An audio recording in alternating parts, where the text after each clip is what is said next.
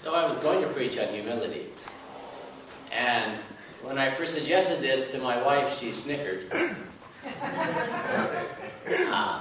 Because this is not something I know anything about. So it's fortunate this morning that God has given me an opportunity to leave that sermon behind. Because life, the situation in our world is just overwhelming. I don't think it requires humility right now. I don't know, maybe it still does. It's also wonderful that Cindy and I planned this service around the theme of humility, and yet the songs we chose are exactly what we needed to hear. Isn't God wonderful sometimes? So just a very few thoughts this morning. I know we're out of time already. This is a Bible issue. Wow, just listen to those verses. Matthew 2 reminds us that Jesus was a brown-skinned Middle Eastern refugee who would not have passed a background check. Galilee in Jesus' day was a hotbed of insurrection. The wars that broke out in Israel in 4 BC and 70 AD, right around the time of Jesus, one during his lifetime and the other just after, both started in Galilee. Galilee was not a place you trusted people from. Matthew 25 reminds us that your eternal salvation is dependent on how you respond. Like, holy cow, right? This is not small. This is like someday.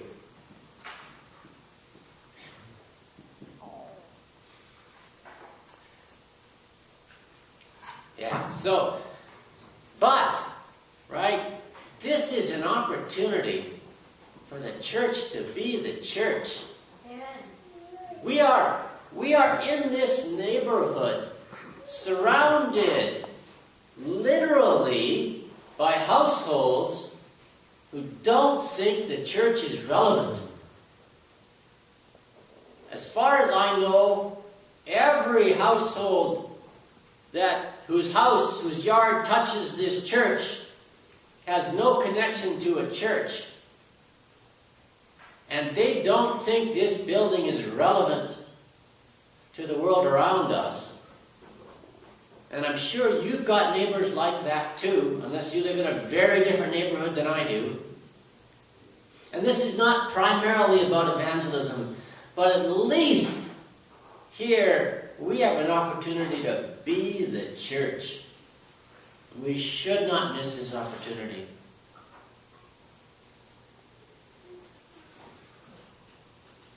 Three, you are not alone.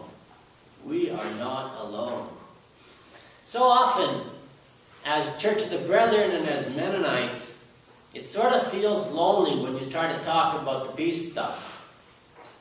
Right? It's like, well, there's a few of those Catholics out there who agree with us, but, and there's a few Northern Baptists at least, and there's a few, Methodists, but it feels like you're just shouting into the whirlwind. And here, man, did you see the crowds at the airports yesterday? Did you see the crowds at the Women's March? We are not alone.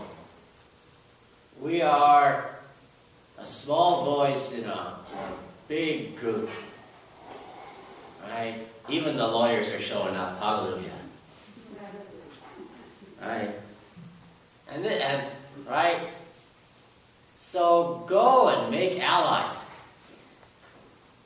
Right? Anybody who is not against us is for us. There are people who think this is a good idea. Right?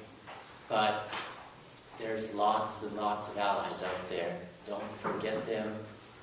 Support them. Let them know you're on their side. We just have this wonderful opportunity to actually be the church. being the church, as you all know, is not about do we show up on Sunday morning. It's about do we show up on Monday morning and Tuesday morning and Wednesday morning and every other morning.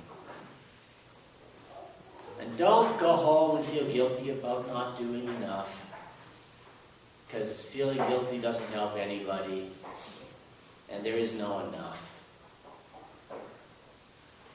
Be thankful for what you do. Be grateful for the opportunity. Do your little thing.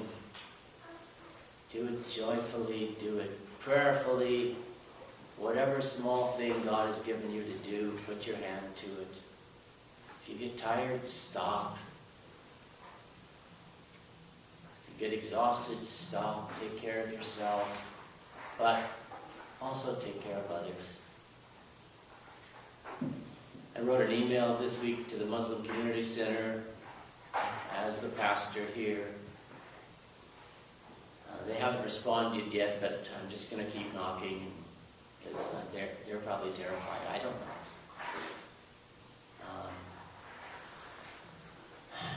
So this is our opportunity, and this is our challenge, and this is our nation right now.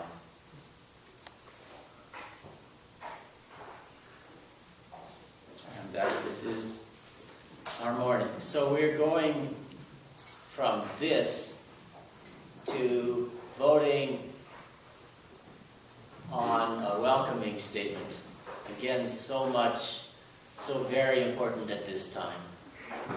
It's not a one-issue thing. It's like, you are welcome here. And people have come here and have felt that welcome here. We're just saying who we are. That's great. Let's say who we are. And let's keep doing it.